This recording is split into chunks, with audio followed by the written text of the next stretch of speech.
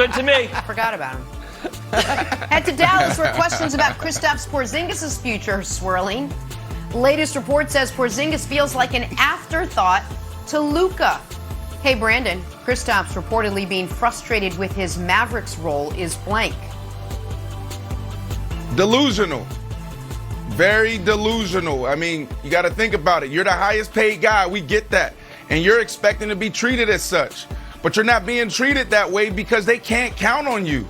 You're banged up all the time. You are literally a liability on the court. They don't know when you're going to be out there. And when you're out there defensively, anybody can get buckets on you, and you can go down any minute. So he's a bit delusional. Well, not a bit delusional. He's really delusional. That's my answer, Nick. He got to get it together, man, and figure out who he's going to be moving forward. I don't think anybody can count on him no matter where he goes.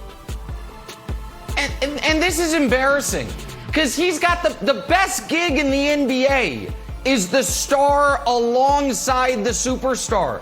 Ask Klay Thompson how that's worked out for him. Ask Kyrie how that's worked out for him in Cleveland and now also in Brooklyn. The guys who, when they play great, get love, and if they don't, the superstar is going to get the blame anyway. Like, Luka Doncic is the guy everyone in the league wants to play with. He distributes the ball. He's incredibly clutch. He's only going to get better.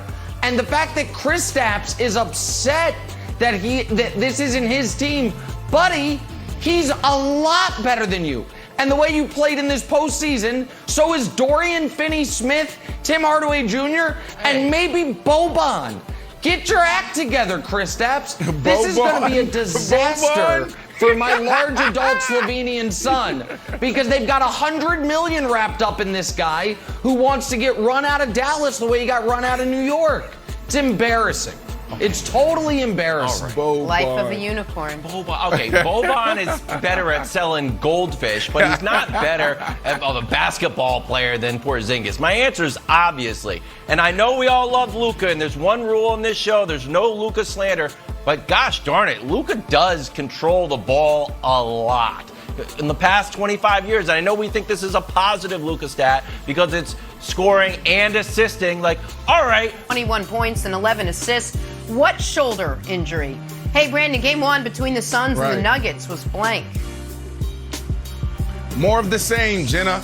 I mean, this team looked amazing. I mean, they played together, and this is what they've been doing all year. They're probably the most complete team in the NBA and the most complete team still alive. You had 23 from Bridges, 21 from Booker. Booker, you know, like Nick pointed out, pulled up in the old school dunk in the 7 tray. And he played like that, man. He played real big at times. Then you had Paul hit some big shots. He brought in 21, 8 and 20 points. And then you also had Crowder, contribute with 14 points. So this was a total complete game. You know, it was a really good half. The first half was a lot of back and forth. And then in the third quarter, they start separating themselves. The Suns is a dangerous team, but I do think that the Joker is going to make this into a series. So let's not get too comfortable out there in Phoenix. Yeah, I mean, listen, Denver went up 8 early in the third quarter, and then the Suns outscored them by 30 over the next 20-some minutes to blow this game wide open. My answer is this game was timeline adjusting, and that's for the NBA. So the NBA, I believe, wants to award Nikola Jokic his MVP either in Game 4 or Game 6 of this series at home in Denver. If I'm the Joker, I don't know that I want that to happen. I don't know if the Joker's old enough to remember when Hakeem Olajuwon, who should have won the MVP, had to watch David Robinson win it in front of him, and then Olajuwon annihilated David Robinson for that game and the rest of that series because he felt like his MVP was taken from him. If Chris Paul has to watch Nikola Jokic win an MVP that should be Chris Paul's, I don't think that's good for the Joker. So I think the Joker should call up Adam Silver and be like, hey, push it to the conference finals. And Adam Silver might be like, bro, you might not be in the conference finals. It's like, I don't care. Maybe we will, maybe we won't, but don't give me the award in front of Chris Paul. Don't do it. So it's timeline adjusting, Wilds. It's a great take. Great take. By the way, Nicholas Wright had this take maybe a month ago, and it's going to come true. So bravo, my friend. Brandon's not the only one calling stuff right on this darn show. Hey, my answer is I'm missing Murray. I was like, oh, you know what? This game's all right, but I miss Jamal Murray from the bubble. This team played 3 times in the regular season. Denver won 2 of them. He had 31, 18, and 26. But now all he's doing is taking one-legged jump shots in pregame, and I watched that video multiple times, to be honest with you. So I don't think Denver really has a chance. I think the Suns are too powerful, and DeAndre Ayton's playing great. Oh, there he is! So this is a shot I miss. If this was happening in the real game, I'd feel good. And honestly, little Klay Thompson, put him in the corner, a few dribbles, take a shot. Maybe Jamal Murray's coming back. No. Start that rumor. Yeah, this is not going to help my quest to get an NBA awards vote, but the league office, blatant hypocrisy must be called out, and I am here to do it. So Steph Curry shouted out his little brother Seth after Game 5 against the Wizards. Seth plays for Daryl Morey's team. Steph used to beat up Daryl Morey's old team, the Rockets, in the playoffs all the time. Daryl had a tweet response to Steph where he said, hey, join him. And so that was, a lot of people got upset. They're like, oh, is that tampering? Daryl sent a clarifying tweet saying, no, I'm saying come to a game. Come support your brother, which he did, by the way, in Game 1. The NBA fined Daryl $75,000 for tampering with Steph Curry. Okay, that's fine. If only there was another instance of an NBA executive over the weekend tampering with a player. Is there? Possibly. Maybe. Can we play it? And for 4 years down here, if we want to go back and just remember what those 4 years were like, 4 years in the finals, 4 years of excitement, 4 years of writing, 2 world championships, the LeBron, Chris Bosh, Dwayne Wade, Ray Allen, Shane Battier, Udonis, all of them. This is the best time for the Heat. So I wish him nothing but the best. And if he ever wanted to come back, then I'll put a new shiny key under that mat. Wow. But I can't. I just got, this will just get me fined for. Okay, so Daryl sends a 6-letter tweet about an older brother joining a younger brother in attendance. Gets $75,000 fine.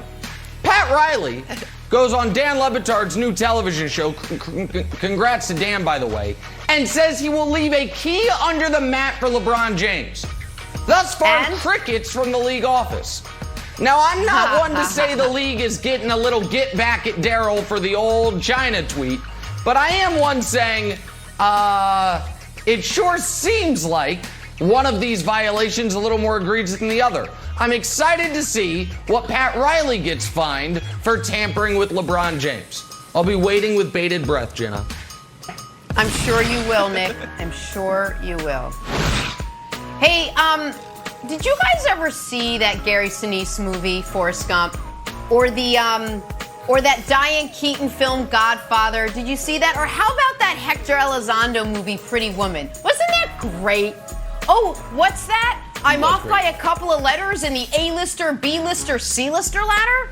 Well, how do you think I felt when I went to find last night's Nets-Bucks game, only to land on this little gem on my cable box?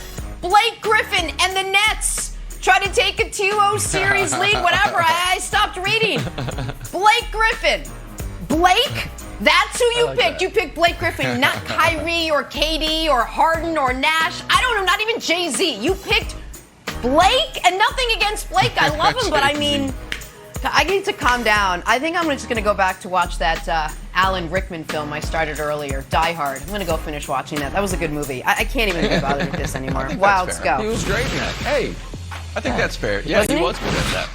Okay, so Garnett made this a thing, right? You take a shot after the buzzer, and Garnett doesn't let you get in rhythm. No freebies. It's a good strategy and just sort of a mental mind game.